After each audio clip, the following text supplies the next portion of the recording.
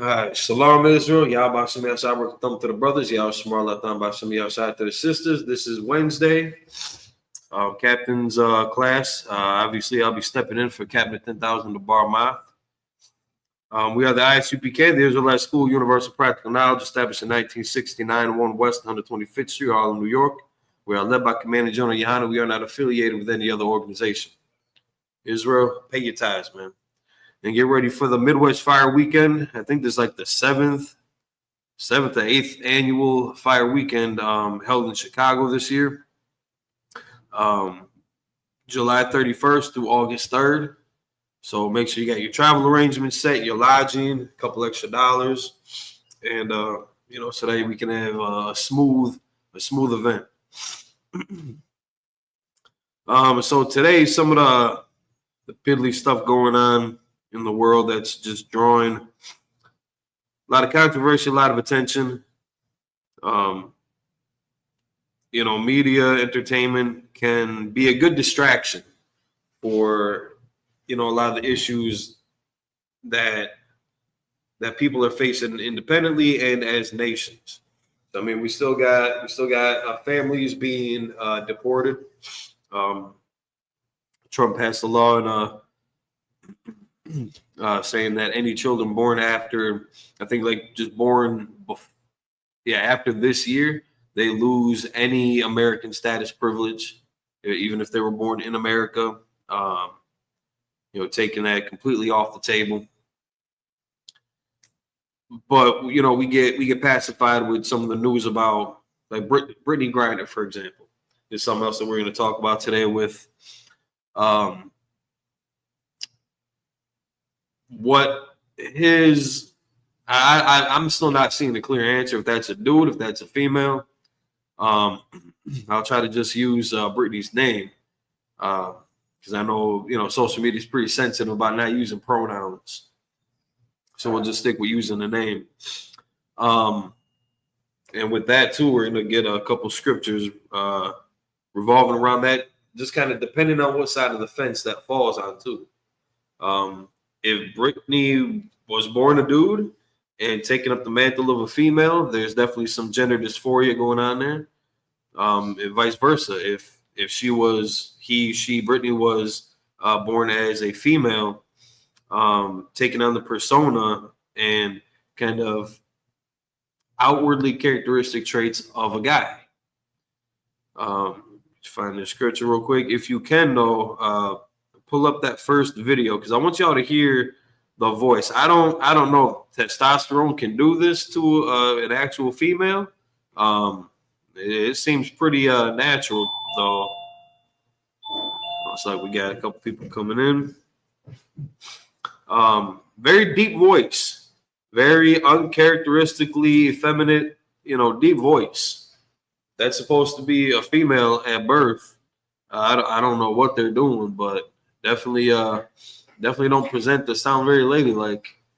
So we're gonna see, as time goes by, we're gonna, I'm sure there's gonna be more information developed and exposed as to what actual identity Brittany falls under. But either way, it's weird, man. But for the simple fact that they're allowing Brittany to be displayed on social media in such a way without censoring any of the images, kind of suggests that Brittany might be a dude. I don't. It's weird, and if Brittany was born with, what's the term, transsexual with, both kind of male and female features and or reproductive organs, that could come into play too. But again, just everything that I'm reading on it, it's not even saying that. But for the most part, it seems to be opinions given. I haven't seen anything really clear cut if Brittany was born a female or a male, but that person is in the NBA or WNBA, my fault. And you can just see how Brittany towers over the rest of these females, man. It's 6'9" for a dude. That's not, I don't want to say that's common. but that's not unheard of. How many basketball players are that tall in the NBA?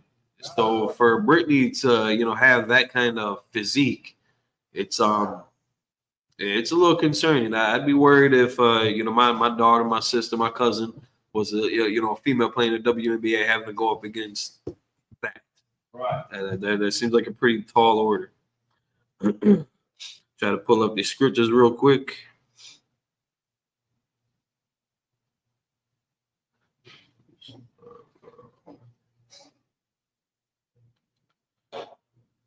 All right, there we go. So we got Romans 1. We'll start with Romans 1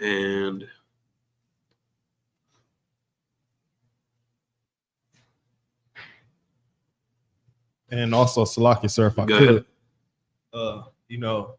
They throw subtle hints in there with movies like Joanna Man, right?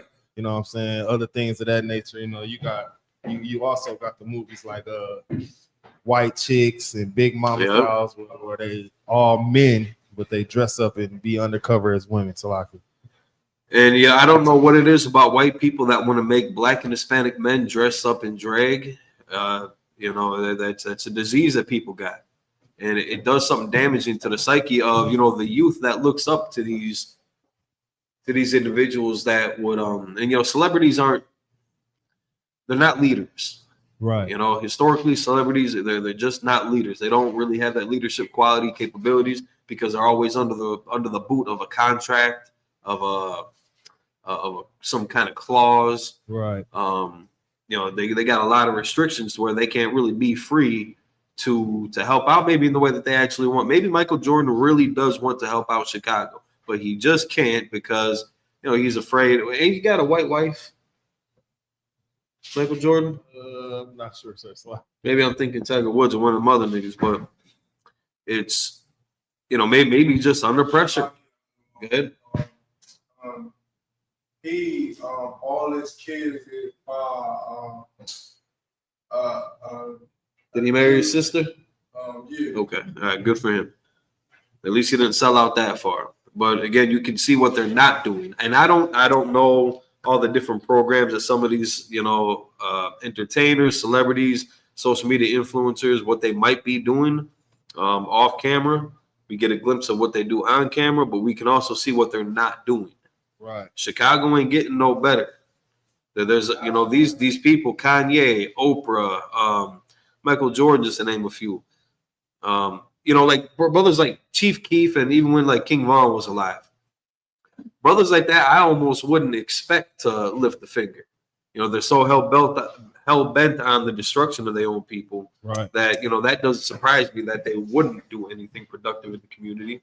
But for some of these other, supposedly good standing members of society, you would think that they would be personally funding all these projects, all these programs. It's not like they can't replace the revenue. It's not like they ain't got the money to chip it in. But they're just not gonna. They don't do enough. Maybe those millions of dollar mansions and pools and luxury cruises and trips and vacations and all these fancy cars. I'm not saying, I ain't really got nothing against it, but if you're living that comfortably, knowing that the rest of your people aren't, right, that should vex you. That should be a problem for you. But there's not enough, heartstrings being pulled, I guess, to convict them to actually step up. But that's kind of getting off topic. There's a couple other things I'm going to mention a little bit. We're not going to go fully into it like that. One of them I want to do like a more solid count on. But for right now, let's get into this Brittany Griner thing. Play that YouTube video about Kashet. Calm.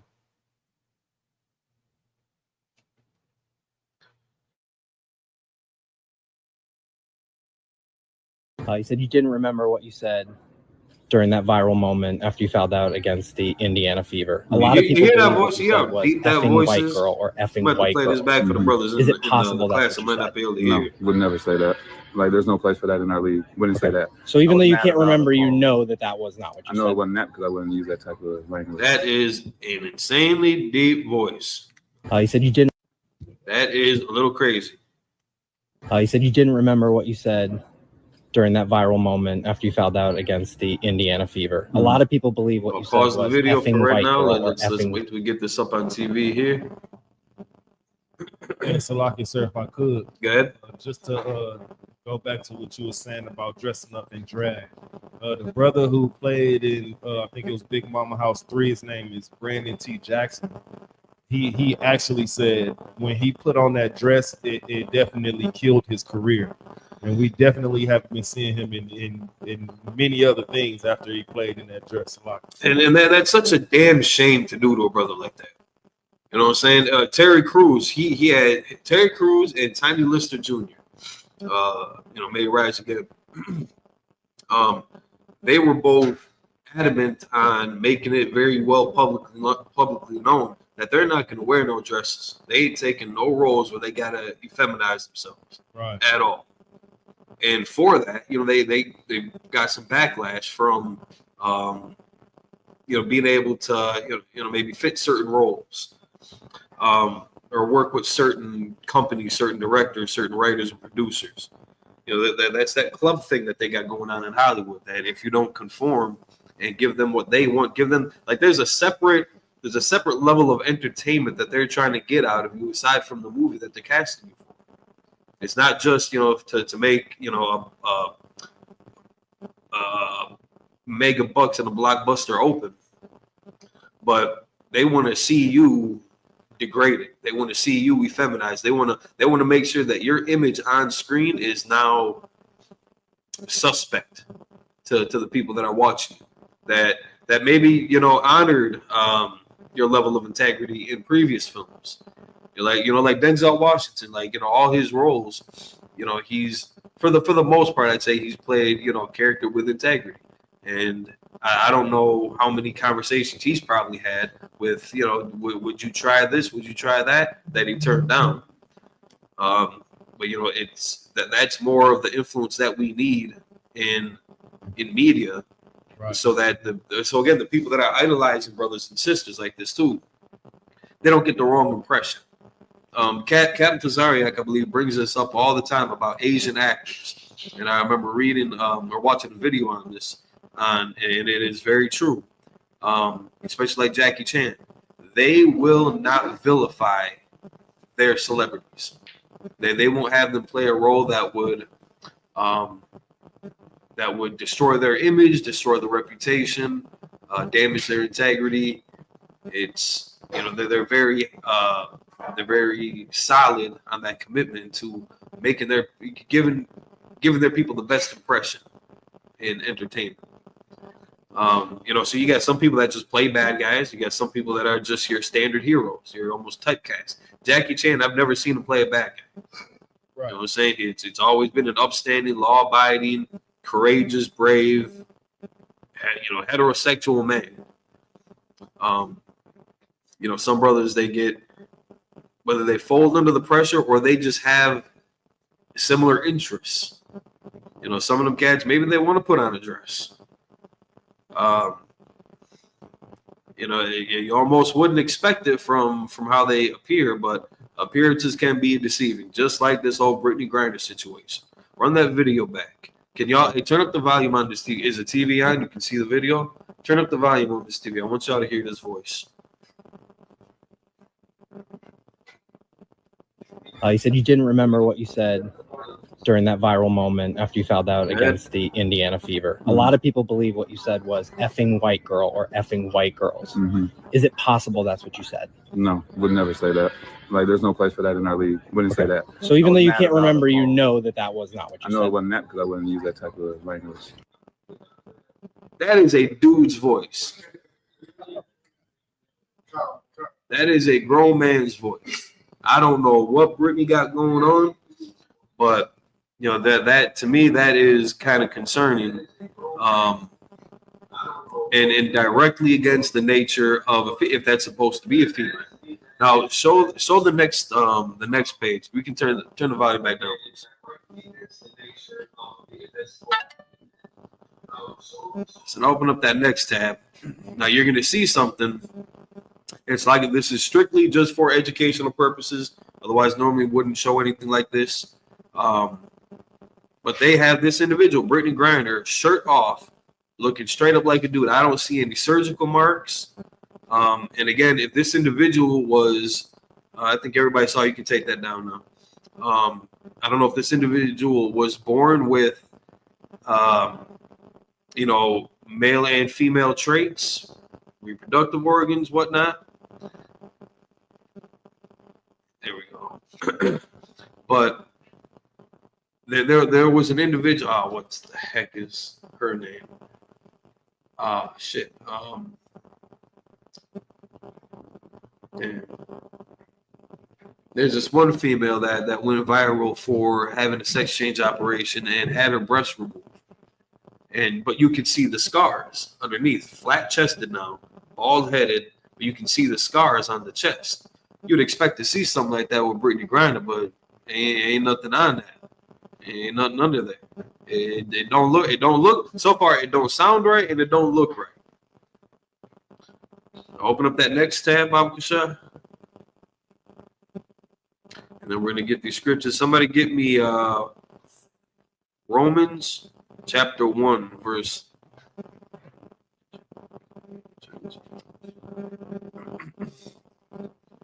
Romans chapter 1. We'll start at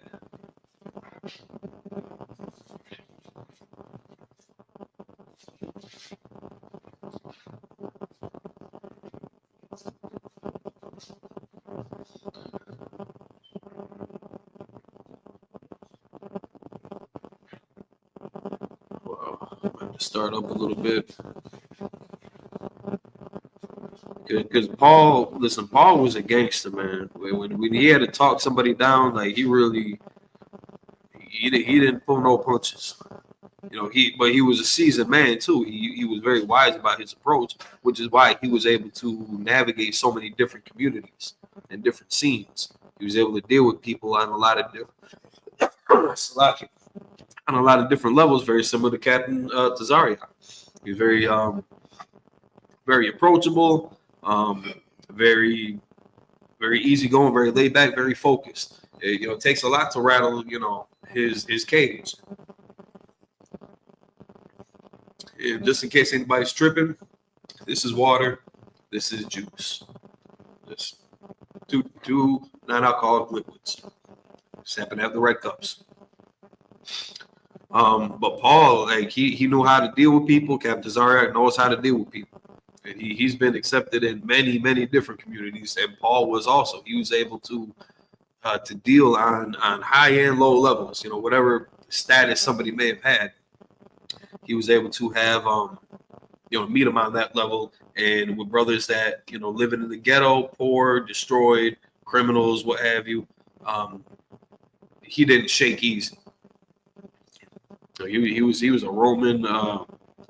He was a Roman centurion, or not a Roman centurion, but he was a Pharisee, but he was a soldier. He was a murderer.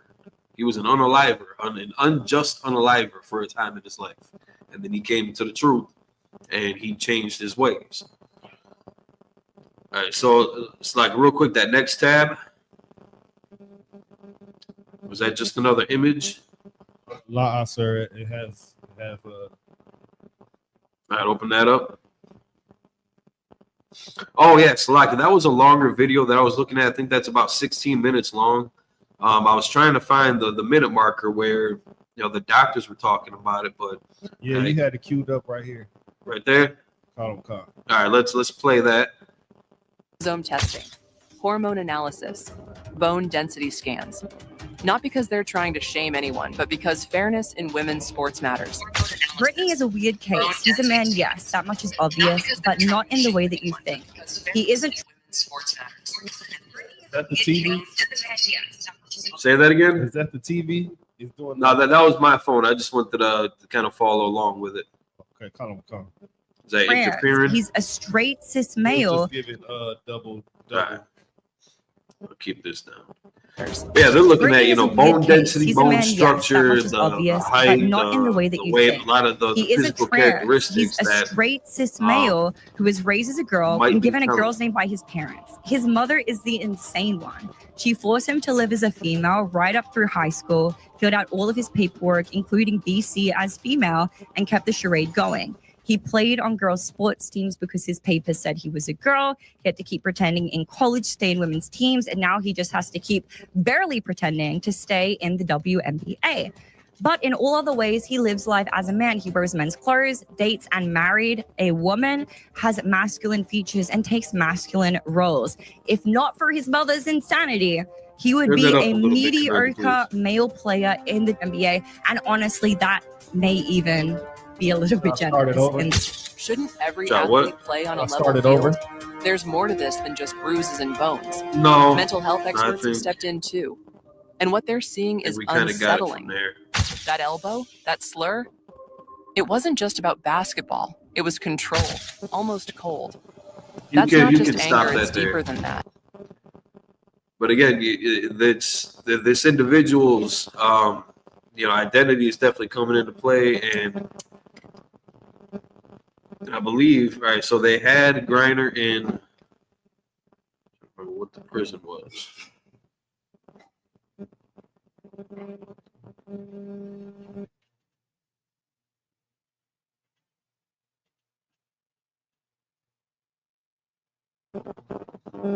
All right, so they had Brittany in a female penal colony in Russia.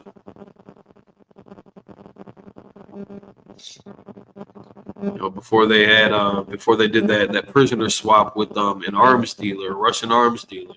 For Brittany Griner, that seems a little crazy. I mean, you know, in the school UPK, we never want to see anybody get left behind if you so-called Black, Hispanic, and Native Indian. But like if they were, you know, if I was captive or something like that behind enemy lines, and they tried to say, you know, give me this known terrorist in exchange for a manga bar, nah, we ain't got to negotiate that.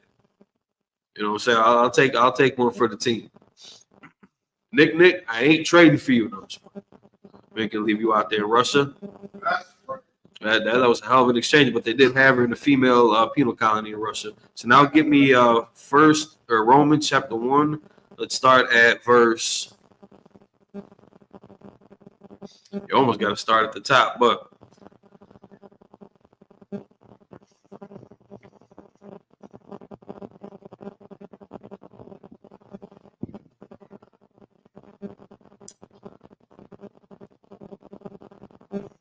it's going to be verse 26 that we're going to kind of focus on.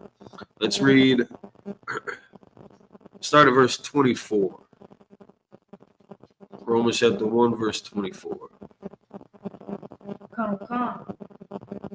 This is the book of Romans, chapter 1, verse 24. Wherefore God also gave them up to uncleanness. Now he didn't push anybody to uncleanness. Like he's not going to tempt people with evil. He's not going to sabotage nobody. But he will take his protection off you. And if you decide to follow your own lust, like that's why there's no such thing as free will in the Bible. You got the Most High's will, and you got your will, and there's nothing free about that. Even following the Most High will willingly, you know, that costs you your life. And if you're just following your will, there's going to be penalties, consequences, and repercussions that come with the decisions that you decide to make on your own. That would be contrary to what the Most High had established for the nation of Israel. Now, again, at the end of the day, everybody's going to end up obedient to the law of the Bible. But it's not like, when people read in the Bible about how the Gentile strangers, whatnot, and aliens are going to serve God, they think that that's like in a good way. Like they just, like God called them up out of a deep sleep like Adam, and set them to task because he chose them also. That's not how this is going to play out. This is going to be it's going to be by force. You're going to have either the choices of death or life, servitude or destruction. There's not going to be any middle ground or options in between. You're either going to serve or you will be reset. Your life will be forfeit, because we ain't got time to persuade, debate, manipulate. Listen, we're just gonna cut and dry. You know, our relationship will just be done and over with real quick. People think that this is gonna be, you know, by choice, when it's gonna be by force, because they're gonna see the total power of God in Christ and the angels, and they're gonna have no choice but to submit. So listen, we're talking your land, your vehicles, your assets, your resources, your elbow grease, all that, to rebuild the kingdom of Israel. Now, worldwide, overall, it's going to be better for people, because everybody's going to be on the same page. Everybody's going to be governed by the same standard. So there's not going to be any more, extinct animals by the hands of men, destroyed rainforests by the hands of men, chemical warfare by the hands of men. All these things that our imaginations compelled us to explore, that's going to be done and over with. We're not going to have to worry about nuclear weapons no more. We're not going to have to worry about processed food. We can take all the conspiracy theories off the table. Well, a lot of them, I should say. Take all these conspiracy theories off the table, and we can get back to living a more natural, conducive lifestyle under these law, statutes, commandments. So when the Most High takes his protection off of you, and now you're subject to your own lusts and being unclean, that's going to destroy your spirit. That's going to destroy your body. It's going to destroy your soul. That's going to help corrupt other people around you that, again, may have looked up to you. So especially if you brother, sister, that's in the school that was in the school that left, you got to think about the family that saw your transition into the truth. That old man that you put away, and now you're turning your back on those same brothers that raised you up. They kept the same name, though. Don't keep the same name. We'll keep the same doctrine. You're going to start telling people, like, you're still teaching on the streets, even though you lost all of your rank and prestige. Read that again from the top. Verse 24. Wherefore God also gave them up to uncleanness through the lust of their own hearts, Keep going. to dishonor their own bodies between themselves. You are defiling your temple. Now, this is only talking about Israelite conditions. And the Most High is expressing Paul, I should say, is narrating how by our own devices, following our own will, like Brittany Griner, for example, wanting to use drugs and things like that in a foreign land that has a very, very strict zero tolerance policy on drugs, period, but also on foreigners bringing drugs in, that much more. So now ain't no protection. You want to get high, you want to be a drug addict, you want to be a sexual deviant. I don't know other aspects of Brittany's character to go on and on about what I think may or may not be going on inside that head. But we for sure got those two. We for sure got those two. Drug addict, sexual deviant. So now if that's the lust of her, it's like that's a lust of Brittany's heart and dishonoring that body. And Brittany's wife, quote unquote, they just had a child together. Now open up that next tab. And this is something else that I thought was pretty interesting with just the way that they worded it. Now, again, this is just an AI overview, but I was trying to figure out, well, how did they conceive a child? How did they get Sherelle pregnant? They ended up using in vitro. So that's when they take, a female egg and male sperm in a petri dish, what they call test tube babies, for, lack of a better term. That sounds kind of rough. It's like saying a garbage pail kid. But they take that egg from a woman. So they took one of Sherelle's eggs, and then they took sperm from a male and fertilized that egg in a dish, and then set that combination, what's the word? There's a scientific word for what I was trying to get at, but I can't think of that right now. But then they take that egg and that sperm combination, that fertilized egg, and then they put it inside the woman for incubation. But now, Kanani, if you could read, I think it's mainly just the top, that first paragraph, but if you could read that. Concert says Brittany Griner and her wife, Sherelle Griner, did not use her sperm. Now, stop right there. Did not use her sperm. To me, now this is just me maybe, but the way that they worded that, I think is a little concerning, because they're saying that they did not use her sperm. Females ain't got sperm. Right. But it does kind of seem grammatically like they're hinting that Brittany's got sperm, but they just didn't use Brittany's sperm for this. That's what I'm getting out of that little AI overview. Because it says it like twice. I think it says twice in that first paragraph. Read it. Continue. They use donor sperm to conceive their child. Brittany and Sherelle welcomed their son in July 2024. So that's not Brittany's child. If they did not use Brittany's sperm, that's a whole nother dude's kid. Now they're gonna raise that person up. And now, like, I gotta just say that person, like, it's a boy now, I guess, at birth. But with these kind of family dynamics, who knows how long that's gonna stay? Who knows how long they're gonna raise him up and allow for him to develop and identify as a boy? If Brittany's going through all this, itself.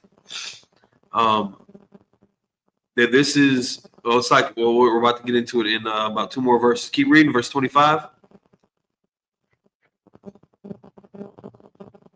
Come. Verse 25. Who changed the truth of God into a lie? Who changed the truth of God into a lie? These people that are now unclean, following the lust of their own heart, dishonoring their bodies, are changing the truth of the Most High into a lie. So the truth is, the Most High had created male and female, and they were supposed to interact because they're counterparts. Just like with every other, reproducing entity on Earth. I think there's a couple of them that are asexual, but we're talking like friggin' insects and aquatic life. Right. So we're talking really weird creature stuff that might be able to get themselves pregnant because they can flop back and forth between genders.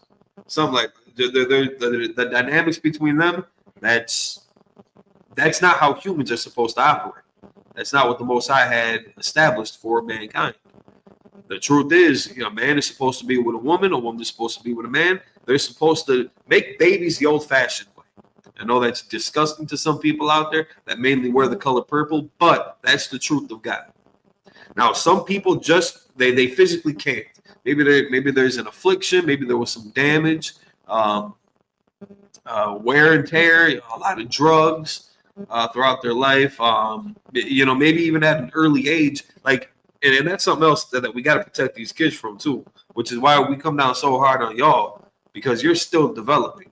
So if we just say F it and let y'all do whatever the hell you want to do now, you could disrupt your entire growth process. You're still going through puberty right now. How old are you? 12? How old are you? 14? 14. You're still growing. You're still going through puberty. So when I was y'all age, I was doing drugs, I was drinking heavy, I was smoking cigarettes on a regular basis. There's probably I should probably be, goddamn it, I should be at least 3 inches taller. This is bullshit. This is bullshit. I should be at least 3 inches taller. But I stunted my growth when I was y'all age. That's just my theory. A doctor never said that to me. But things like this can get in the way of your development. All the processed food that we have. All the different GMOs, all the different testosterone and estrogen boosters that they put in food for no goddamn reason. I don't know why. But when they treat fruits and vegetables and candy with certain chemicals, you know, they're putting an additive into our bodies when we ingest it, and that can mess with us. Now, everybody might react to it a little bit different, but you know, even they're just throwing a bucket of nails at one plank of wood, hoping that something will stick. They don't care how many people get affected by it or not. They're just betting on as much product as they can put out there. Somebody's gonna get hit. Somebody's gonna get victimized by it. Somebody's gonna be negatively affected by it. That's their agenda. That's their hopes and wishes. That's the plan. That somebody somewhere is gonna get stuck. So now, if that's something in the case with Brittany, I don't know. Again, maybe Brittany was born a certain way. I'm still not seeing any definitive yes or no's about gender identity, but this individual is definitely going through some BS right now. And the lifestyles that America promotes, that a lot of alternative lifestyle organizations promote, you know, they're going to continue to let that slide.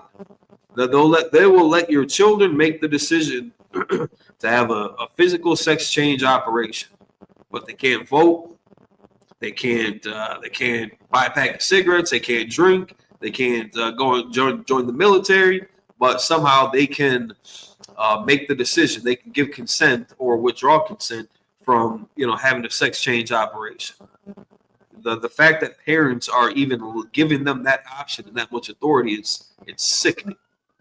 That's turning the truth of God into a lie. Keep going. That's right. Now come and worship and serve the creature more than the creator. So now there's a lot of reverence put on the LGBT alternative lifestyle community. They're looked at. They're so brave. You're so brave for coming out of the closet. You're so brave for for chopping your rod off. You're so brave for getting there's a certain name for the operation when they get maybe just breast reduction when they take out the everything that makes a woman so soft and smooth. You know, why mess with a good thing? Salaki, sir. Good. If I could, what you're saying is so heavy because even people like Michelle Obama, you know what I'm saying, she was praising Dwayne Wade's son for I guess coming out of the closet, right? And she has, like, I don't know why, but a lot of the women around the world see Michelle Obama as some token black woman or whatever. When right. She in question as well. I'm not sure if you knew that, but yeah, but she's the main one who pushes things like this. Like, and that's such a disgusting thing to do, to promote, to support, to back up, to entertain. And really from what I've noticed, that shit like that only happens in the Black and Hispanic communities, where if somebody were to come out of the closet, so to speak, or or get a sex change operation, we're the only ones that'll go to the media and be like, look, we're so proud of you. We support you. You're so brave. You're so courageous. You give me the strength. White people don't go through that. They just do it. They just go do it. It's not that big of a deal. Like, nobody's really surprised when white folk do shit like this. It doesn't knock you off your socks. But when you see somebody like Dwight Howard's, son. Dwayne Wade, sir. Dwayne Wade, Salaki. Dwight Howard, I didn't mean to put that on you, brother Salaki. But when you see something like Dwayne Wade's son going through something like that, it's big news. It's kind of shocking to the system, because that's not our character. that's not the world that we were raised in, the world that we know. That's not our culture. But when you see other ethnicities going through this, it's another day, another Tuesday, like business as usual. But also, and maybe it's just not publicized enough. Like, I don't see Samoans going through this shit. Right. I don't see the Aboriginals in Australia going through this. Africa, they've got a very strict zero tolerance policy on homosexuality. Well, maybe not in every country, but like they put people to death out there. In the Middle East, they put people to death out there. And biblically, these people would also get reset if we're just keeping it fair. And that's for their own good. That's for your own good. Let's reset you. Let's take all that stress and all that confusion off your spirit and just let you lay it to rest. And we can start over. We can start over on a good foot. And Lord, allow when y'all come back, we'll be in the kingdom. And you'll see a whole new standard being pushed and supported. And ain't nobody else gonna toe that line except for the men in the UPK. Where that's the only people where I see this actually taking place and defending our youth. Because things like this will cause confusion in not just in that individual, in the family, not just in the family, in the community, not just in the community, throughout the city. Now we got to tolerate everybody's whimsical fantasy about what their identity is. We just got to deal with it. We just got to put up with it. We have to accept it. Otherwise, you can get charged with hate crimes, hate speech. Right. Where's heterosexual tolerance at? Right. You know what I'm saying? It's, you know, that alternative lifestyle community, they're so violent. They're so violent. They're so messy. You know, where's our tolerance at? Everybody wants to talk all this quick equality, peace, and love nonsense. But, you know, they're some of the last ones to show it if it doesn't directly promote their agenda. So now somebody pick up where the brother had left off. We are in Romans chapter 1, verse 25. They changed the truth of God into a lie, and they worship and serve the creator more than, or the creature more than the creator. Listen, the way that some people favor their pets, like there's big money in the pet industry. You start making some chew toys for dogs. Listen, you can come up with that. That's a good little hustle. You know, some people worship, and there's another precept for when they worship wood and stone. You know, that Christian cross, that Muslim Kaaba, that rock. There's rocks all over the place. Plenty of them to go around. That also haven't been kissed by another dude before. So you ain't got to worry about, you know, catching, you know, purple waffle in the mouth. But then they also worship crystals. Another, you know, form of rock worship. And herbs, sage and hemp, marijuana. Right. More than the creator. And we put all this reference into self-medication, into the lust of our own hearts. You know, just so long as people are happy, that's what they constantly say. Just so long as people are happy, just so long as you're happy. That is very subjective, though. And your means of going about securing your own happiness, that could come at the cost of somebody else's. Right. But, you know, it's all about you. It's all about you. It's all over here. It's not about us as individuals. We have, and I can speak for the brothers that I know in Milwaukee and in Minnesota, Indianapolis, and Texas, East Coast, West Coast. I can speak for the brothers that I know that I've been there with, making sacrifices, our sacrifices of our own, for the benefit of each other. That's something that you're not going to see as stringent in a lot of these other, you know, alternative communities. It's all about your happiness. So if you need to be unclean, if you need to follow your own lusts, so long as you're not hurting anybody, is the other caveat that they give it. You know, be happy just as long as you're not hurting anybody. Again, very subjective. And I don't see any solid arguments as to why, if being a mass unaliver is, your calling card, or your calling, I should say, why anybody else should get in the middle of that. You should just let the unalivers live and unalive people as they will.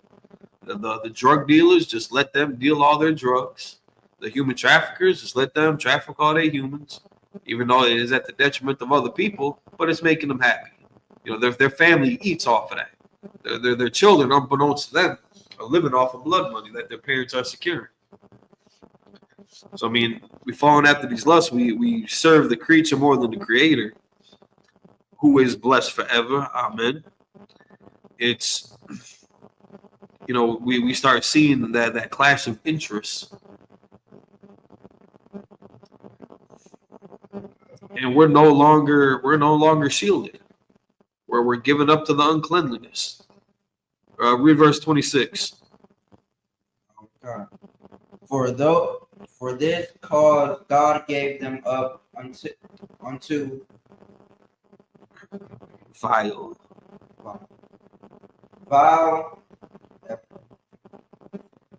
affections. Yep. For this cause, God gave them up unto vile affections. Again, he took that security hedge off you. He's no longer bestowing his wisdom on you. Now, if you want to follow the lust of your own heart, listen, the Lord be with you. Because you're about to walk down a road that you might not be able to turn back from. There's things that you can end up doing to yourself that you can't erase. You can't change it. You can't wash it away. You're going to have many sleepless nights. You're going to have a lot of inner turmoil and conflict. But that's the lust of your heart. In the moment, you felt that you knew exactly what you were doing. That's how we always kind of trick ourselves into, that fall. In that moment. And then when it's all done, when you got, when you satisfy that addiction, when you satisfy your physical desires, after that's done and you sobered up, that post, what can I say without getting in trouble? That post orgasm clarity, you kind of, in retrospect, you kind of looking back at it like, damn, like you knew you was wrong for this, and now you start having regrets, and now you start second guessing. Should I be here now? What the hell did I just get myself into? And again, there's some things that you just can't take back. You can't unexperience it, which is why, again, a lot of people just got put to death. They just got unalived in the Bible. We got laws, very strict laws against bestiality. If you do that, it's like if you're doing that experience that gets collectively shared throughout the community, you can't take that back. That you need to be deleted. You need to be destroyed. We got to cleanse the palate. We got to start this thing over. If you're doing something weird with peanut butter in your dog, that's that there's a behavioral change in your mind, a switch that got hit that you can't turn off now. And it's again, the potential for that seeping over into other family members, other members of the community, we just can't have that. We can't abide that. So yeah, some people just get reset, for following the lust of their own hearts, dishonoring your body. The Most High will give you up into vile affections if you want to mess around like that. Keep going. Even for even their women did change the natural use into that which is against nature. The natural use of a woman, it's such a beautiful thing.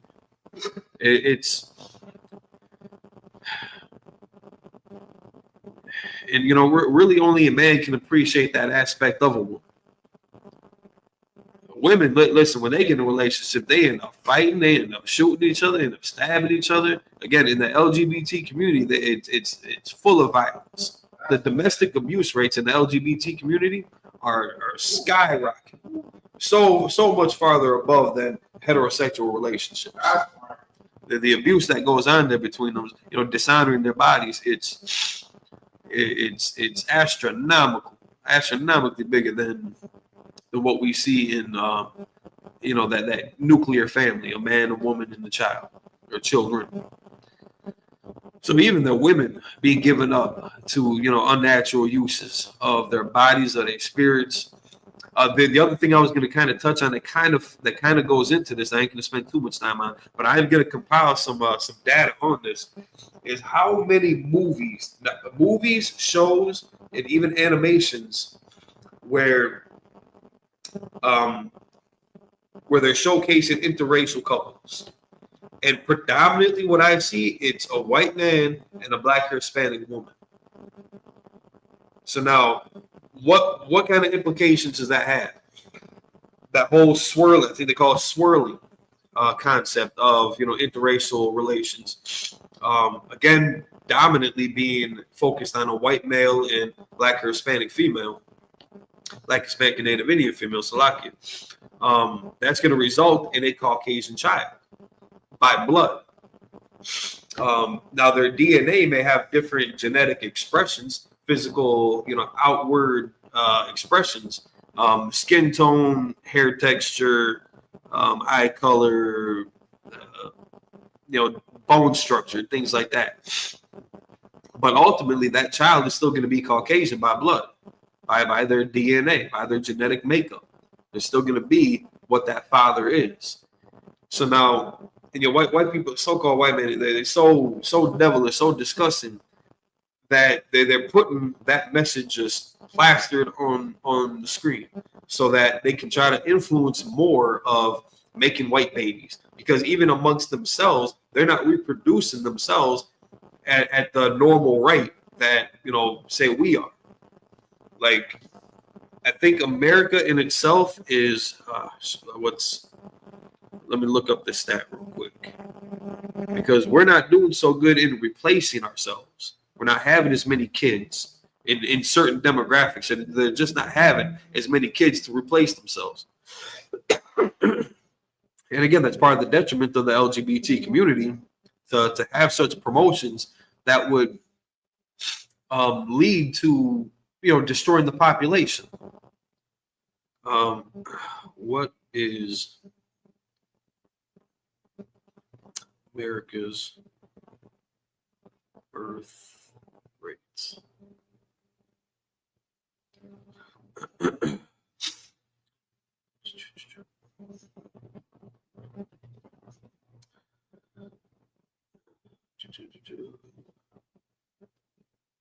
So according to the CDC, Centers for Disease Control and Prevention, let's read a little bit of this article real quick. The general fertility rate in the United States decreased by 3% from 22, reaching a historic low. This marks the second consecutive year of decline, following a brief 1% increase from 2020 to 21. From 14 to 20, the rate consistently decreased by 2% annually. That might not sound like a huge number, but 2% of, you know, just say 1 billion people, that's a lot of people. That's a lot of people that are not being born. And the rate at which people are dying, you know, let's just say of old age, natural causes, they're not being replaced. Where we're not doing a good job at replacing. You know, again, just in context of America. Other findings in the report saying,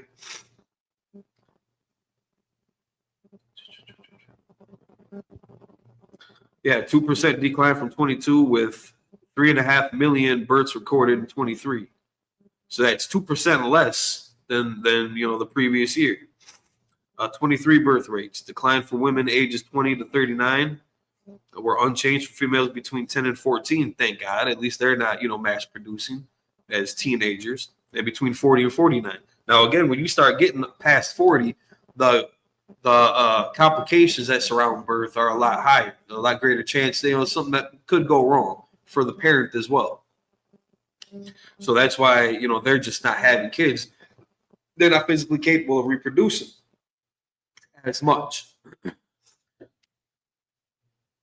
Birth rate for teenagers between 15 and 19 was down 3% in 23, 13.2 births per 1,000 women. Birth rate for women 20 to 24, 55.4. I'm thinking that that's 55.4 out of 1,000. Reached a record low. Cesarean delivery rate increased, so they're not even having like that natural birth anymore. They're just cutting them out. That increased to from 32% in 23.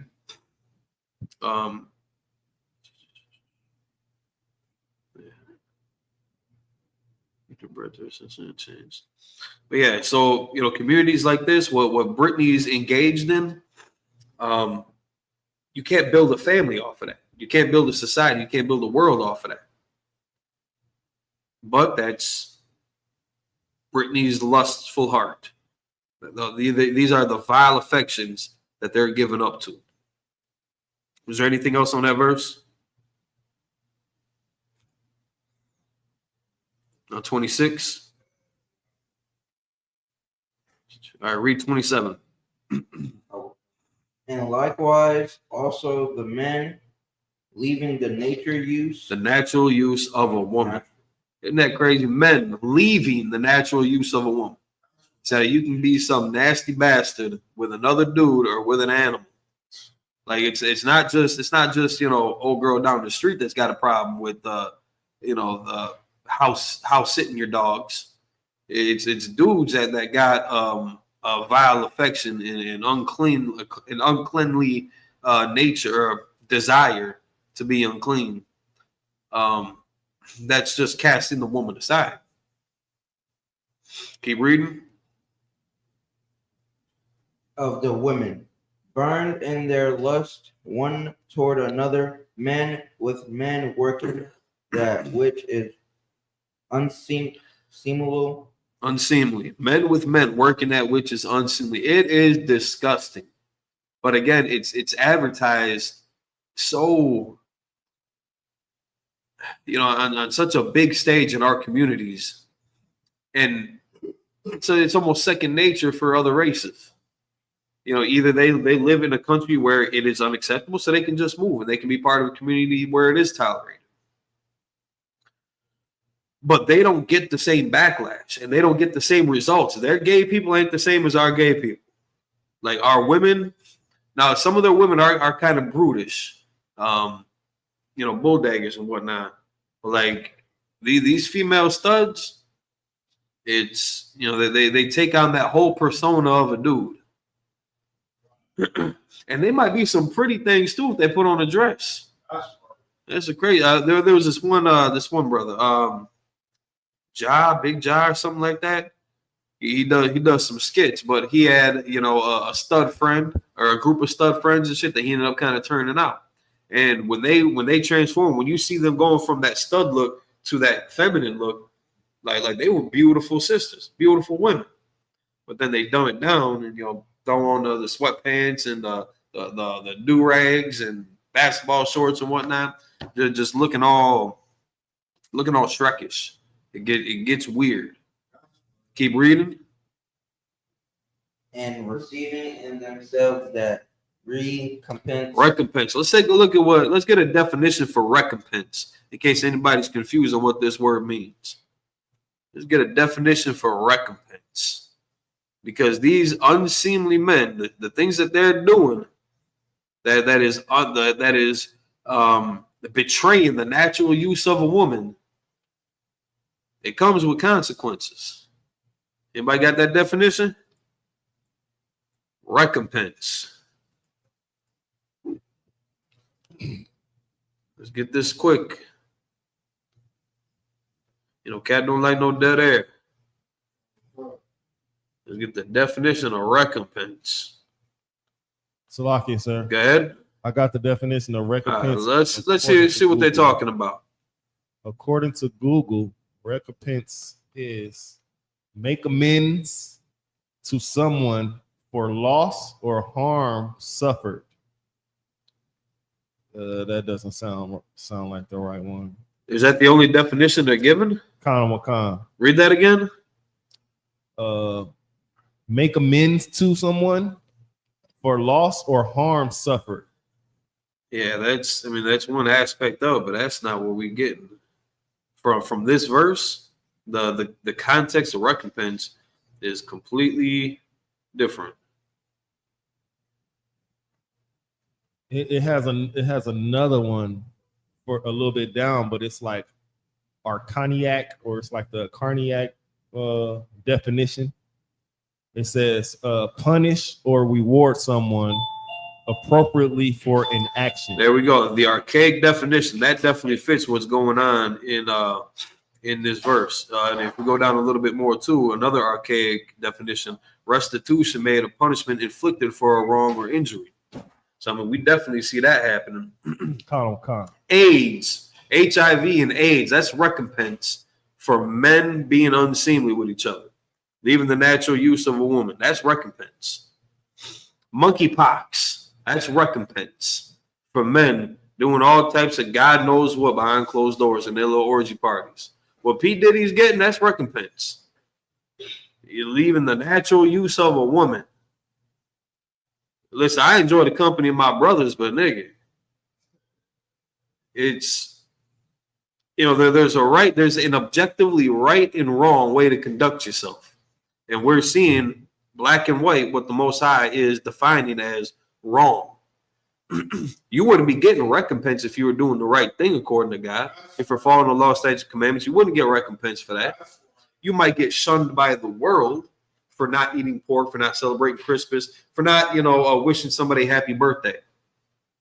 You might get,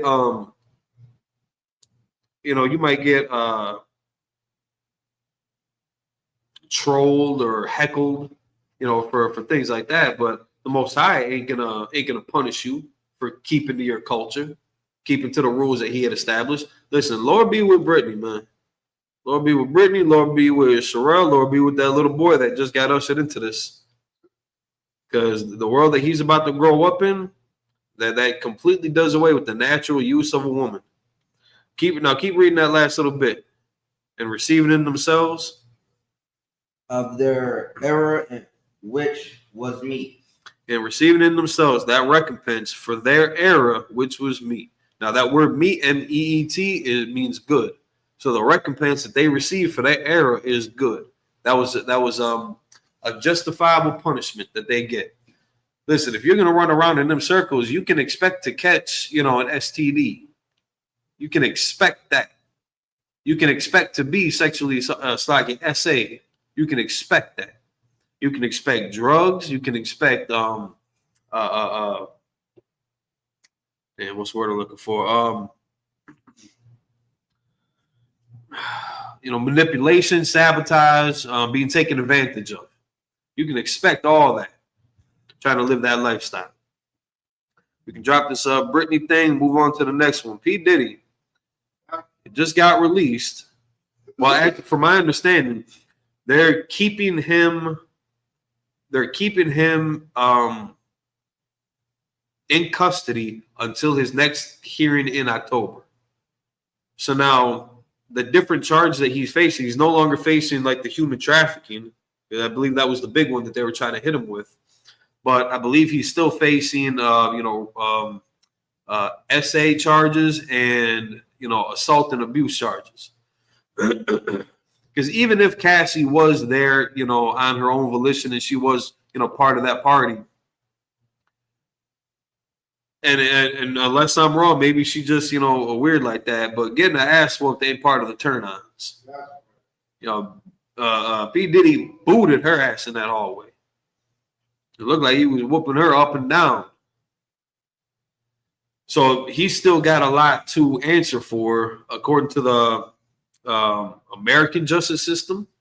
And in the ISUPK, at the law offices of Abraham, Isaac, and Jacob, he would be found guilty, absolutely, of his behavior.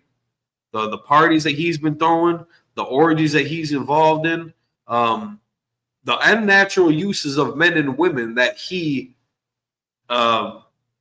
provides at his get-togethers makes him absolutely guilty in the eyes of God. And again, I'm talking about the God of the Bible, Abraham, Isaac, and Jacob, our father. Maybe according to the God of the Talmud, maybe this is perfectly acceptable behavior. Maybe according to the Buddhist God, whatever deities they have, maybe this is okay because they're just making them they're being happy. They're so happy, even though they're destroying people's lives and reputations. Like, you can't be part of that inner circle and clique unless you're getting bent over. That is a goddamn shameful prospect to have to get confronted with. Like, you can't hang out with us unless you let me do you like Justin Bieber. Look at how destroyed that boy looks now. And that kid, man, he looks like a whole different person. And you can see some of those awkward videos with It looked like there was one video where I don't know if they was at a club or if there was at Diddy's house, but you had Diddy there, and then all of a sudden you see Justin's head pop up from beneath somebody's legs. Like, he just got done getting forced to provide services to a brother. It's the unnatural uses of men and women that these people are so fond of. The lust of their heart, it is destructive to the very fabric of society. And we can see that fabric being pulled and unthreaded bit by bit, more and more, through, again, the interracial relations, LGBT communities, alternative lifestyles. And it's almost like you got to give yourself up to that if you want to make any forward progress. Like, fine, like I'll stay at the end of the line. I'll be poor. I'll be a nobody. I'll be a no name. If that's what it takes to be somebody in this culture, listen, y'all can have that. I don't get it. I don't get homosexuality. I do not understand it. It's so I can't wrap my head around it. The attraction. I don't get it. I cannot understand it for the life of me. I don't get it. But you see this again, just promote, like, Diddy ain't in trouble from his peers for the parties. They look at him, as a freak, but he was, kind of making that a little bit more public more and more. So that's nothing that, and a lot of people just weren't shocked when they heard some of these stories. Same thing with African Bambaataa. People knew about it when he was doing it. Malcolm X. And Captain Czar brings such a heavy point out about Malcolm X. Malcolm X knew about the sexual deviancy of Elijah Muhammad prior to their split. He knew about it, but he wasn't going to say anything about it while he was in good graces with the Nation of Islam. But once he got booted and once he left, now it's like you're going to start letting all the dirt out. Listen, if my leader was guilty of that stuff, now we ain't sweeping that under the rug. I'm not going to go wait till we fall out and I go, I gotta go start my own thing to start airing out that business. Like, we're going to get to the bottom of it now. But you see that lack of integrity in a lot of these places. Well, amongst a lot of these people, they don't have the fortitude to step forward and put a stop to these behavioral glitches before they get too far. Some of this stuff is just going overboard. Drop down to verse 29. Come. Verse 29. Let's read verse 28 real quick. 28 and 29, and then we'll move on. Come. Verse 28. And even as they did not like to retain God in their knowledge. So, I mean, the knowledge that the Most High had given them about who you should and should not marry, who you can and cannot, sleep with. How you can and cannot dress. It's not that women can't wear pants, but like you would have something to say if a dude was wearing booty jeans, little hip huggers. There's something about that kind of stands out as odd. Same thing when a sister's wearing obvious men's clothing.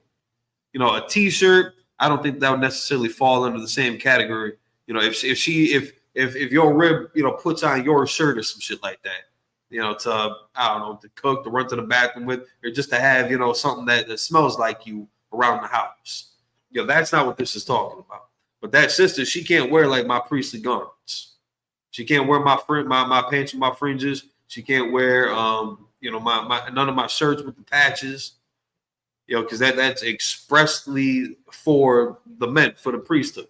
She can't wear none of that. But she can wear pants. A woman can wear pants. I know that breaks a lot of people's hearts, especially a lot of people who wear purple. I know that that hurts, but women can wear pants and not going to go to hell for wearing pants. They just got to wear the right kind of pants. That's right. Pants that pertain to them. There's certain cuts of pants that are supposed to only fit a woman. If you're a dude and you can wear that same shape, again, I don't get it. But that's the world that we're living in. Keep reading. So again, the knowledge of God, it's like to retain God in their knowledge. They're not keeping the Most High in their thoughts, in their daily actions. Keep going. Okay. God gave them over to a reprobate mind. Let's look up that word too. Reprobate definition. An unprincipled person. A sinner who is not of the elect and is predestined to damnation. Now, the Bible doesn't have like necessarily a predestined, doctrine to it.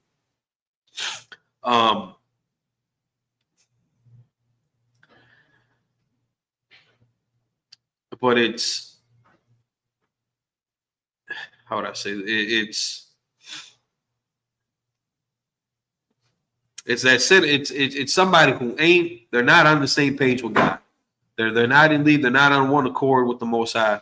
They're not. Again, they're not keeping Him in their thoughts. The knowledge of the Most High in their thoughts, in their daily activities, in their lifestyle choices.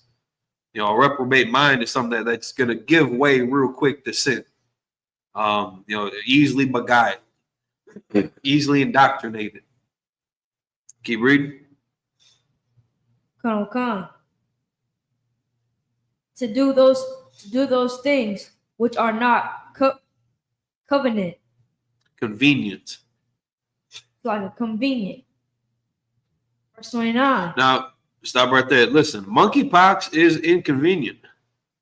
Like the stories that people were saying about getting them monkeypox, it feels like they were sitting on glass all the time and they were standing up.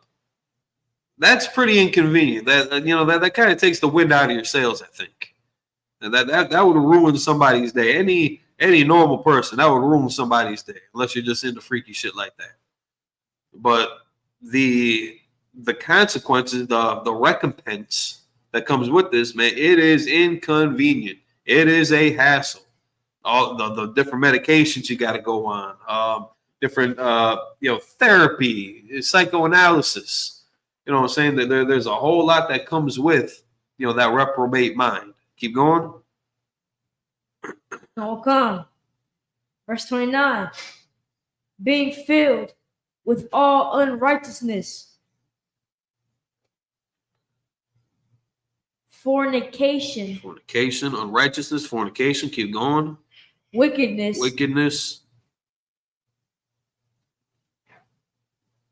It's hard to get your pinky up like that. Righteousness, fornication, wickedness.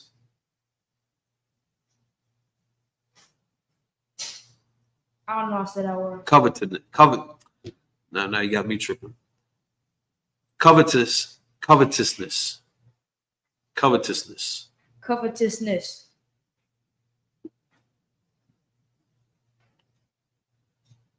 Maliciousness. Full of envy. murder, debate, deceit,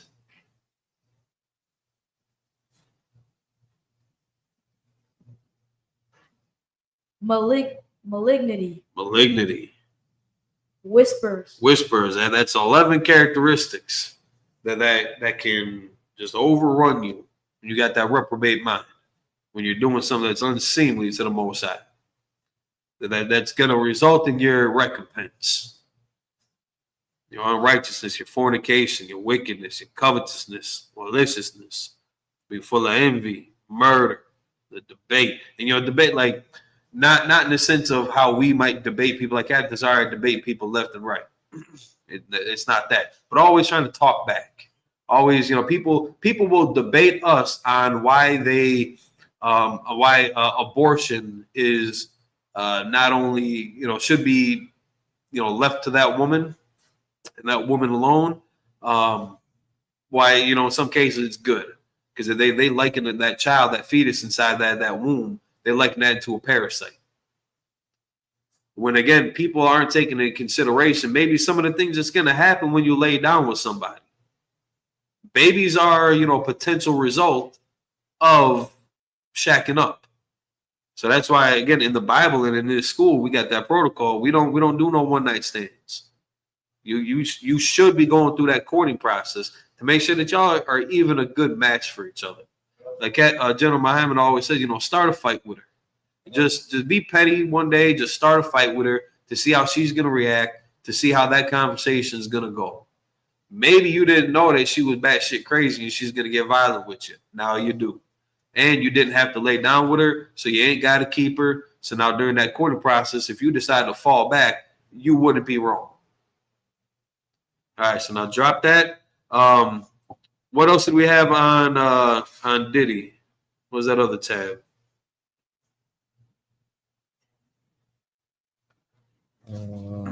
Lock this.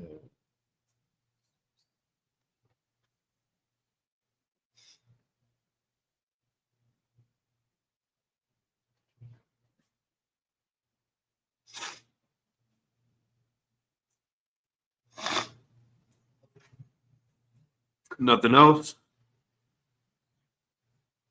It just says, when will Diddy be sentenced? So I can say that again? It says, when will Diddy be sentenced? All right, so again, I believe they got it as in October 3rd. And they're going to keep him locked up until that sentencing day. Word was when he got out, like he was drenching himself in baby oil. Old girl was sliding themselves up in baby oil.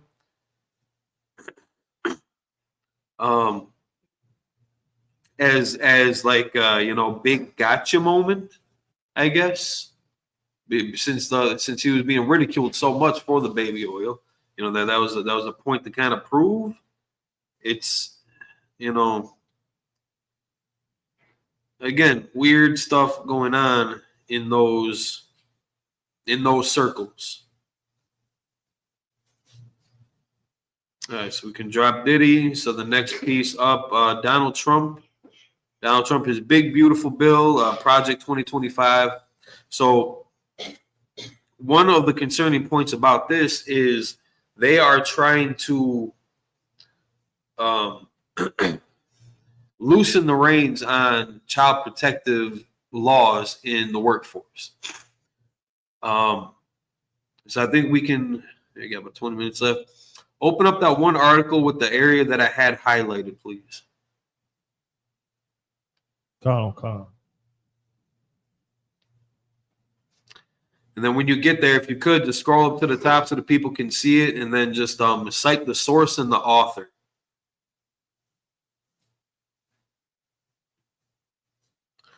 So they're trying to make a new policy to where they're taking off some of the safety regulations that would otherwise bar kids, teenagers, from working around hazardous and dangerous chemicals, materials, products, work environments. Have any of y'all ever been up on a roof? Ain't been up on a roof? How many stories was that roof? One-story house? 3-story house, a 1-story house, yeah, those 3-story houses can suck. Even dropping from a 1-story house, that can still suck. Especially like if you're doing roofing, you're tearing off all them shingles, all them boards, all those nails and screws that are left on the bottom there. When you fall, there's nothing soft to catch you. There's nothing but hatred for you on that ground. In all different forms of scrap metal and bullshit. It's like it. But you don't want to send your 12-year-old kid up a 3-story ladder with a bundle of shingles on their shoulder. I don't care how tough that kid is, man. Some people just ain't got the experience and don't need to have the experience to perform certain tasks. That's dangerous for an adult to do. You know, you got some kid doing it. You know, that's just rewinding, you know, society to the point where, you know, the whole family got to work now. Right now, the damn near the man and the woman got to have a job. It's got to be like a 2-income household nowadays because of inflation, because of the prices, you know, goods and services, things like that. They're damn near making it so now you need a 3-person income in that house. You better put that kid to work. And lemonade stands just ain't gonna cut it no more. They need to go get a job, pay some taxes and shit. They need to come with you to work.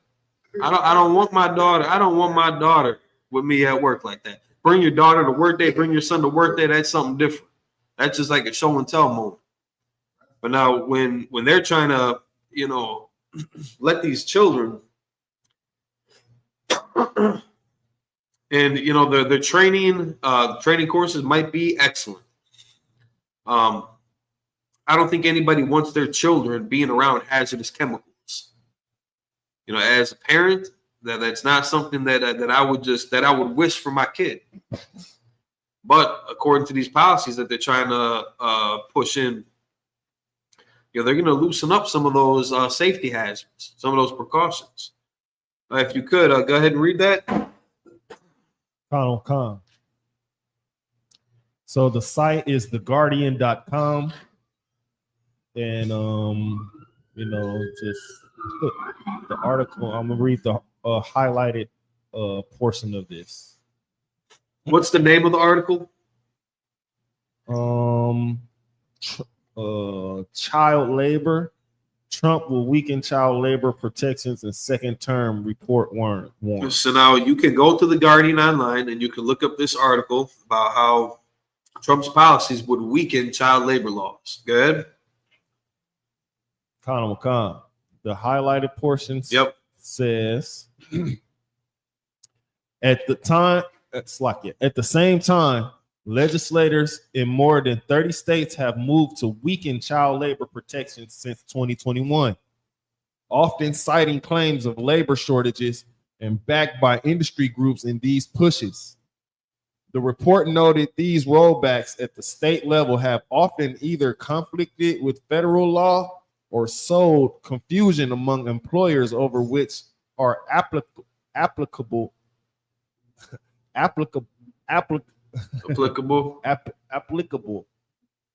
to them, leading to more child labor violations. Child labor violations, man. Like, listen, they're trying to piss Osa off. You just can't have kids doing certain things. It's not appropriate. It's not a good idea. I don't know why anybody would advocate for that. I thought the whole thing was, you know, the children are our future, supposed to keep them safe.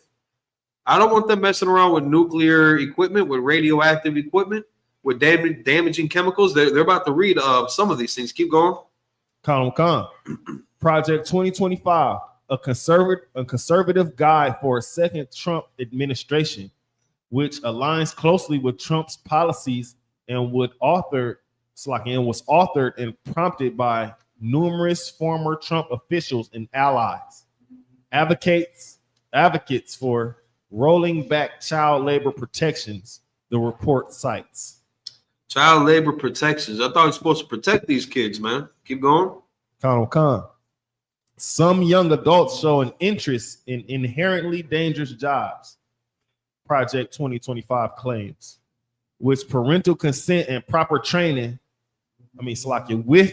parental consent and proper training, certain young adults should be allowed to learn and work in more dangerous occupations. Now, for the kid, it might seem like a fanciful offer. They're getting trained up to handle all these dangerous chemicals. It makes them feel accomplished. It makes them feel, a part of something useful. They got a purpose. And the parents are almost gonna be pressured into it in the sense of, again, because of the cost of living nowadays. You need everybody in that house working. Listen, man, if it was up to these bastards, again, we would be in the fields. Our children would be right there with us, working from sun up to sundown. The oppression would never end. But now they're just opening up these doors that will put these kids in harm's way. Now, again, these are dangerous jobs for adults. Adults still make mistakes. And I'm not saying that kids aren't capable of using their heads. Well, let's face it, they're kids. Kids are, historically, kind of knuckleheadish. But you can definitely train them up. You can put them through as many safety training classes as you want. There's no guarantee. There's no possible way of guaranteeing their safety at these jobs. Adults sign up for some of the shit because of the pay. Underwater welders, they're not. Now this is kind of a guy thing. For us to be in some of those dynamic roles, it's kind of fulfilling. It's exciting. It's attractive. The money that you get from it too, but you're only doing it for the money. You're putting your life at risk for the money. So you can pay your bills. You can, maybe spend a little bit on your hobbies. You can support and provide for your family. Maybe so that you can, make it so that your household just runs efficiently off of one income. But again, these are dangerous jobs for guys, for men. You put these little kids on construction sites, young adults on construction sites, man. From what I've seen, listen, the work ethic just isn't there anymore. You put them on some tech jobs. These kids are a lot better with, a tablet than with a bucket of cement. Put them to use, in that atmosphere. Then, granting the leniency for these safety hazards or for these protective measures. I don't think it's a good idea. Keep reading. Come. And Slack you real quick. Somebody get me Deuteronomy chapter 28 and 50. Keep going. Come. If Trump wins, we know what to expect. He will try to weaken and loosen child labor protections. He did that in his first term, said Reed McKay, Director of Child Labor Advocacy and Coordinator of the Child Labor Coalition. They'll look for weak points or use some false arguments to try to weaken protections.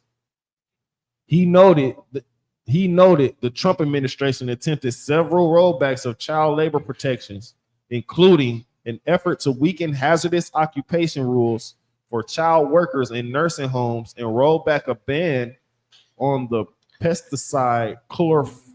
Listen, I think that's just a recipe for disaster. Even in nursing homes. And this could be a stretch of my imagination, but I think that's going to open up doors for abuse on these kids, and maybe even abuse on the elderly or the disabled people that they're supposed to be looking out for. Some of these kids are crazy. Some of these kids are goddamn crazy, and some of these kids are also very vulnerable. So they could easily be taken advantage of on the job site. The peer pressure, the attractive offers of pay and responsibility. That's one method that a lot of predators use, is trying to give their victim value so that they're drawn into what they're offering. Because if you give somebody confidence and you give them purpose and you tell them, you manipulate them, in the aspect of giving them importance, giving them responsibilities, making them feel more mature than what they really are. It just doesn't sound good. And then what was that last little bit about pesticides? Call pesticide, chlorophyll. They're going to try to loosen restrictions on these children handling equipment like that. Pesticides, like those are some toxic chemicals. They can mess you up inside if you don't have the right PPE, the personal protection equipment. You could be opening up the doors for a lot of damage. I had worked for a pest control company a while back, and the chemicals that we were using, they are not nice. They are harsh on the skin, on the lungs. You get that stuff in your eyes, in your mouth. It's it can cause some serious problems. And again, we're adults that are in dangerous fields as it is. Now you're going to open up that door for kids. Let me get a Deuteronomy chapter 28, verse 50 real quick. Come. It's the book of Deuteronomy, chapter 28, verse 50. A nation of fierce countenance. Listen, man, we just knew that when Trump got back in office, he was going to be back on that bullshit. We just knew it. We called it. Commander General Yanni, he called it. And he has not let us down. And listen, I don't want him to change. Man. Show your true ginger colors, you soulless bastard. Gingers ain't got no soul anyway. You know what I'm saying? Show all your true colors. I want to drag this out of all people. I want the Edomites to be Edomites. I want the Ishmaelites to act like Ishmaelites. Crazy man, wild man. I want these Edomites to act like the criminals and vagabonds. I want these Ammonites and Moabites, the Ammonites and Moabites. I want them to be their old weirdo selves. Go ahead. I don't want it to stop. And that comes with a heavy heart too, because I know a lot of our people are going to suffer. And that is an unfortunate drawback with this, but unfortunately, this needs to happen. Rapah? Saki, give him the mic. To add on what you're saying, if our people come into the truth, and worship the Most High on law, statutes, and commandments they here for, then the Most High gonna send Yahushua down. Right. He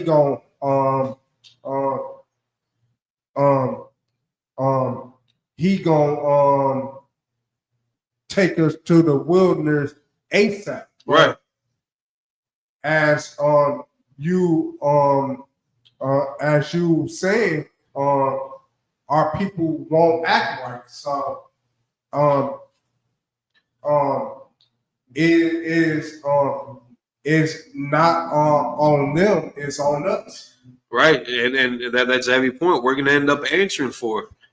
We're gonna end up paying for it. That recompense, that's gonna hit our doorstep too. That's right. And there ain't gonna be no ducking and dodge. You can't rope a dope this. It's it's not to be taken lightly, and I'm trying to expedite this, man. Let's get it going. Let's get it going. There's one scripture too I'm gonna pull up real quick. While I'm looking for this, read Deuteronomy 28:50, Babu Shah. Come. This is the book of Deuteronomy 28, verse 50. A nation of fierce countenance. There's some people that we're dealing with, God. Which shall not regret the person of the old. It's like it. Which shall not regard the person of the old. Now they kept on pushing the retirement age back. My mom, she tried retiring like a couple years ago, couldn't do it though. Like she had to be there, she had to slave away for a couple more years. Like she just retired this year now. She should have been able to a little while ago. But they kept on pushing back those retirement dates for a lot of people, and problems with Social Security. They're not protected. They're not given the stability that they need as an elderly person whose body is tired. They've been working. My mom like 60, 58, so like 67 years old. Be 67 years old this year. She tired, man. She been working, since her teens. So you got to figure, 50 years of just busting your hump for other people's profit. For a couple, knucklehead ass kids that you had, it's taxing. It's physically and mentally taxing on a person. So to not give them the security that they need in their retirement, in their old age, that is cruel. There is no regard for the people that are old, not even their own kind. We're talking about, again, a nation of fierce countenance. They don't give a shit about their own old people, let alone other nations' old people. Keep reading. Wakana. Nor show favor to the young. Nor show favor to the young. Listen, they will let you put your child with your consent into harm's way. They will let you do that. Now, in the school UPK, it is up to the father to gauge the abilities of their children, to see what they are suitable to do and what not to do. Maybe they're just not mature enough to handle certain tasks. So he's not going to put them to it. He's not going to allow them to. That is his prerogative. But I would never allow for my men to put their kids in the harm way, like in especially in the situations that they're trying to give these parents the leeway to do, these businesses and these parents. It is such an irresponsible a point of authority to give them. Now drop that. Let me get. And then we can drop Trump. Let's get Israel and Iran. Israel is hunting down the scientists that have been working on Iran's nuclear programs. Killed them, unalived them, assassinated them, according to the title of this article. We're going to get that up in a second.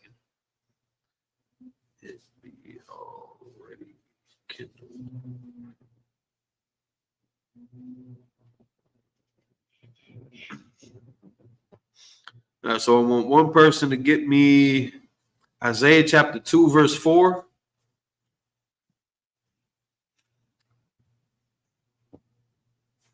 And then somebody else get me Luke chapter 12, verse 49. We'll end with these two scriptures. We're pretty much at time.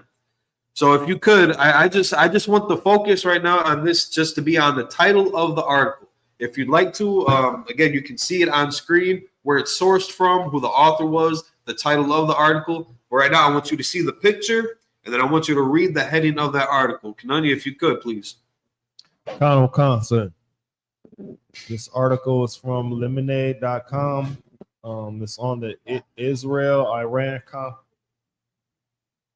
It says how Israel tracked down and assassinated scientists involved in Iran's nuclear program. Listen, they are tracking down and assassinating the scientists that are involved in Iran's nuclear program. They're going for the brains behind the operation. It's not enough that they had bombed some of the facilities. That didn't stop these devils. And in this case, I'm using the devils to address Iranians. They're hunting down. Put up the title of that article again. Sir.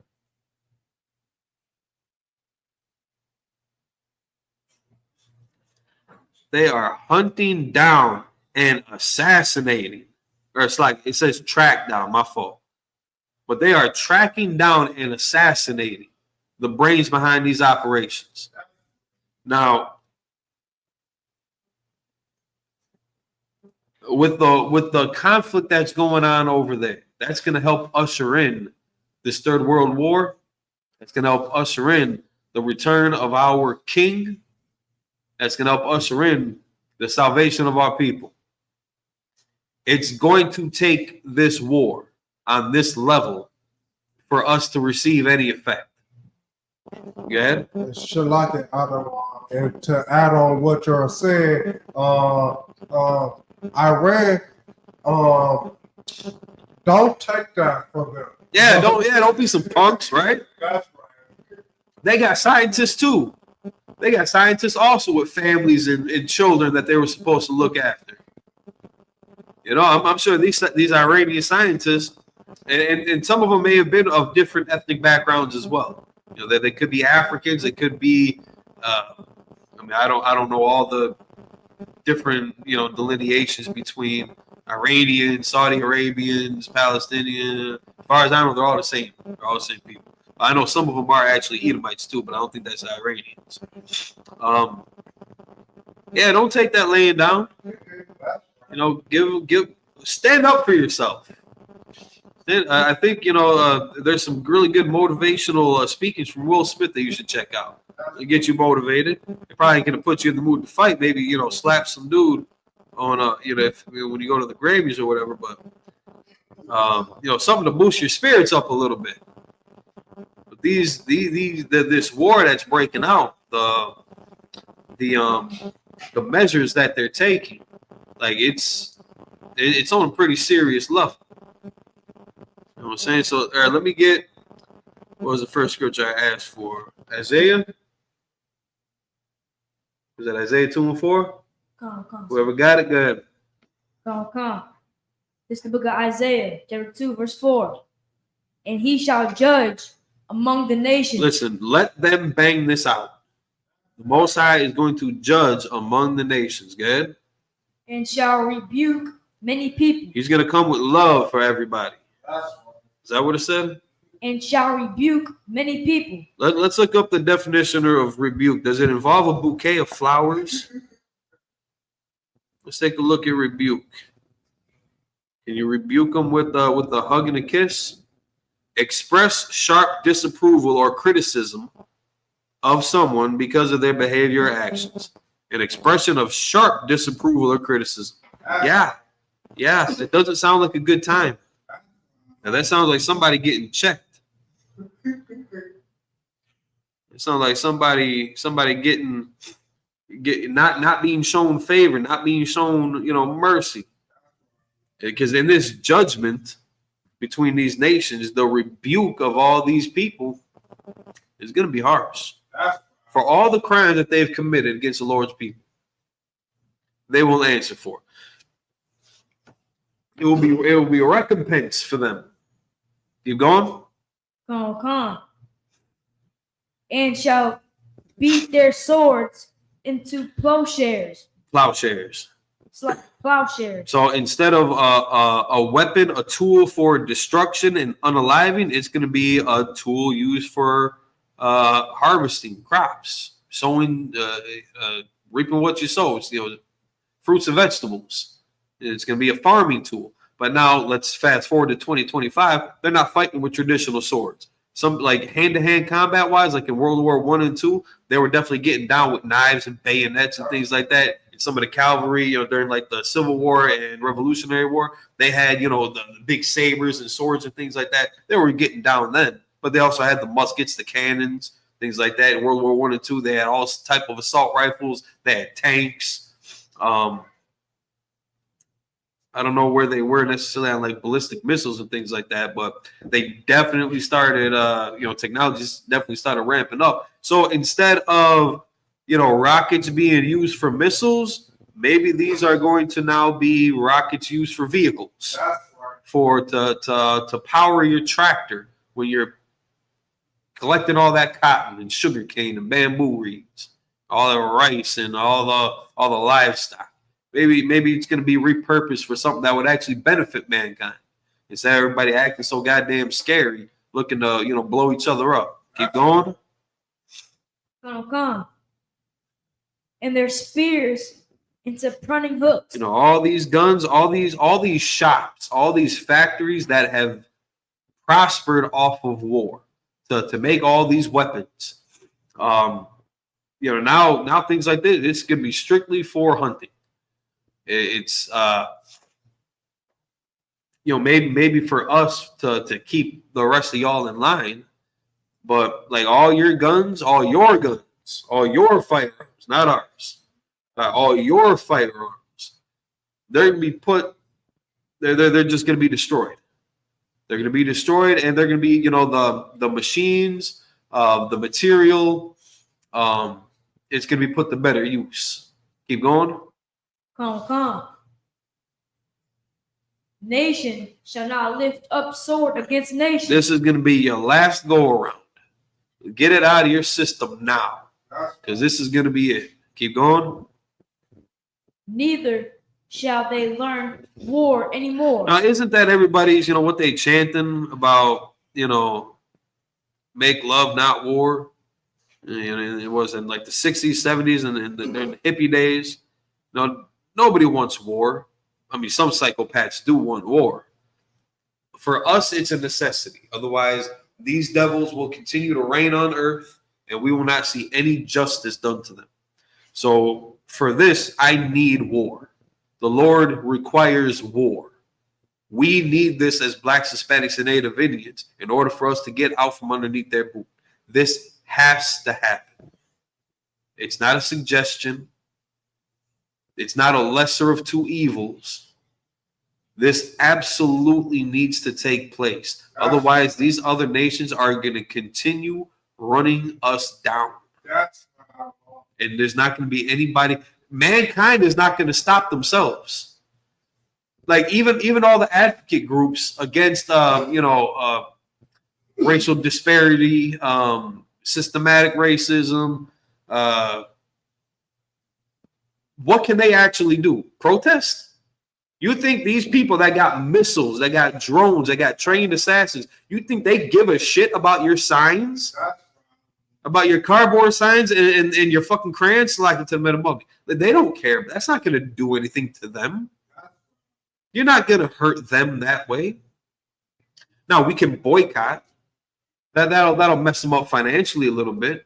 If we didn't celebrate any of their holidays, if we don't go to none of their fast food joints, we can make an effect. We can have a negative impact on their economy. That's also going to affect us too.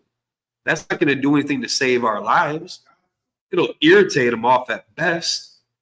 It's going to irritate them. It's going to piss them off a little bit, but it's not going to get us salvation.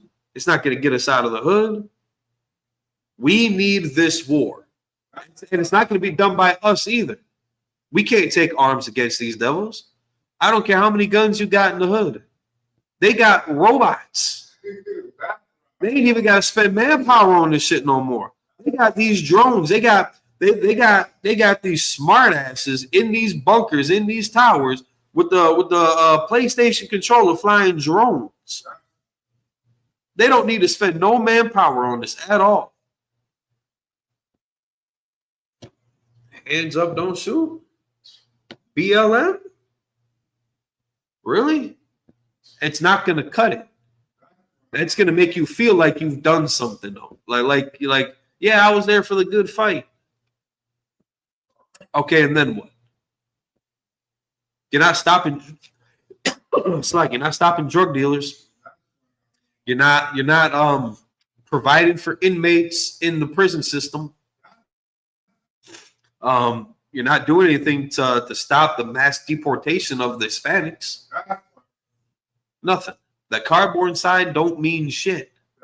To these people, that nation of fierce countenance, that don't mean nothing to them. They laughing at us. The more that we try pulling those little stunts and gimmicks. They think it's funny. They think it's cute. No wonder Karen got off with that attitude. Because they clowning us. Now, give me the next verse or the next scripture that I wanted. These nations, listen, their military is going to be destroyed. They won't need any of that because they'll be under our authority. They'll be under our protection. They'll be under the Lord's protection. And they're going to do what the Lord says. They're not going to eat certain foods. They're not going to celebrate the holidays. They're not going to just sleep around with who and whatever they want. The nations are being judged as we speak. And we are getting primed for World War III. Let's get this last scripture real quick, and then we'll close this down. Whoever got it.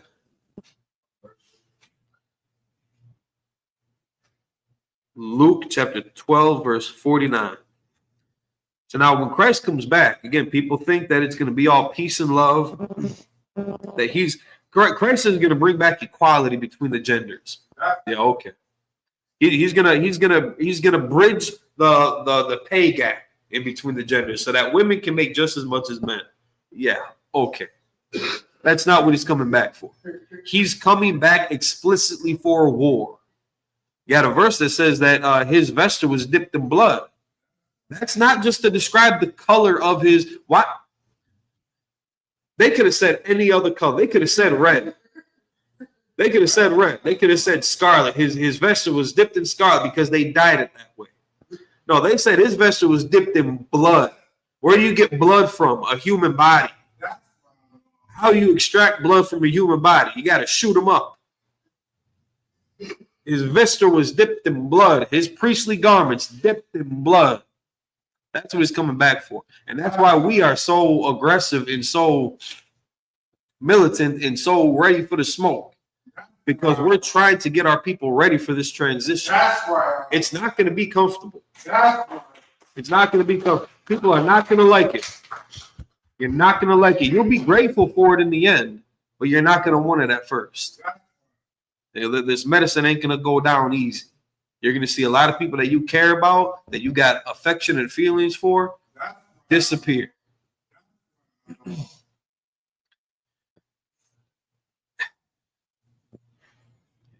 And listen, if you want to go down with a sinking ship, the Lord be with you. Otherwise, the door is right there, man.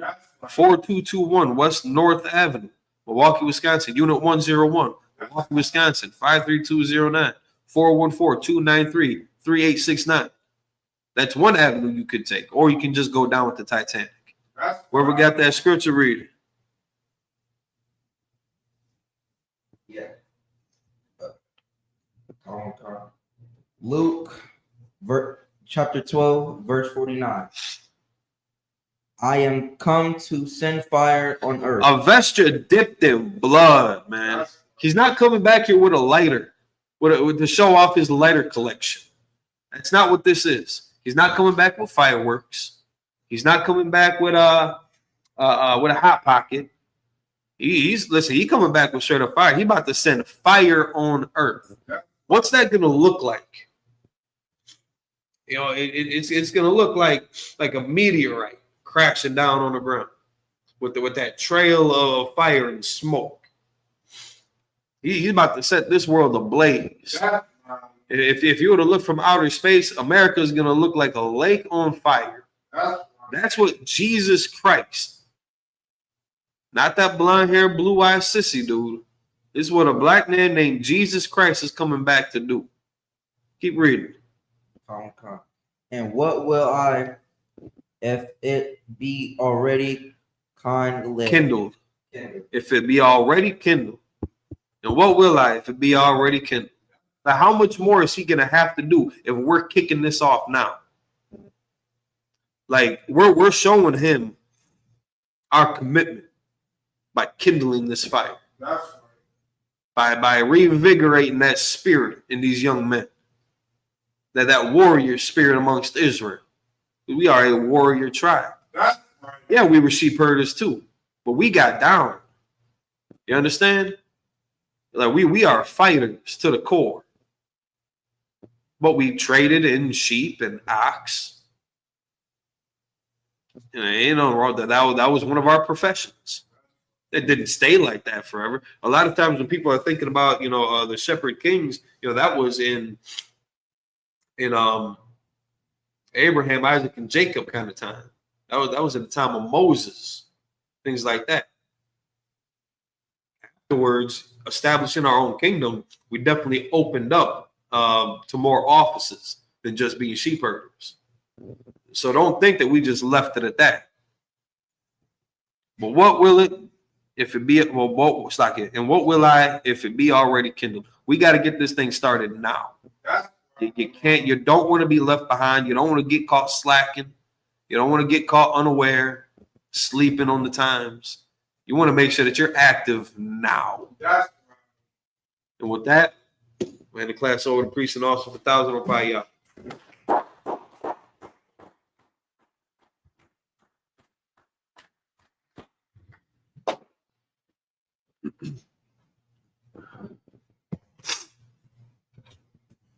This is the security announcement. We are the ISUPK coming out of 1 West 125th Street, Harlem, New York. Rules for a new brother or sister. When a new brother or sister come into the school, they are off limit for 6 months. They are to be saluted only. They are to shed themselves of the world. If they need transportation, the teacher will arrange it. After this 6 months, is brother or sister has an interest in a particular person, he or she must get permission from the head to speak with a brother or sister.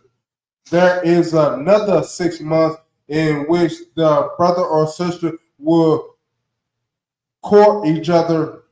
After this 6 month period,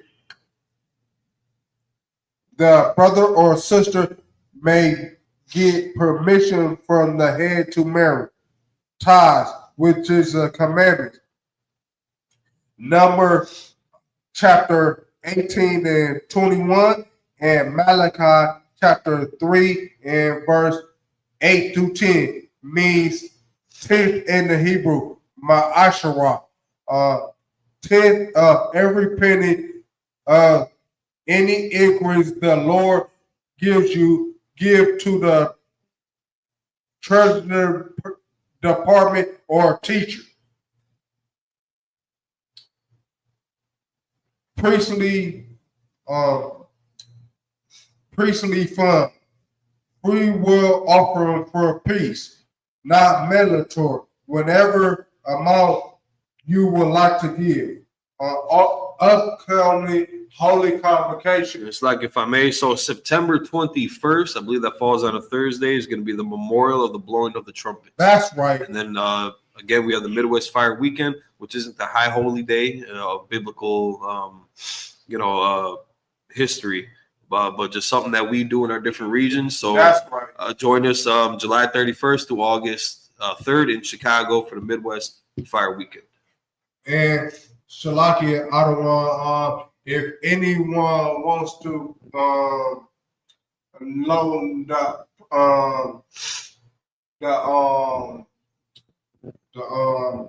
holidays, it's up on that board in the hallway.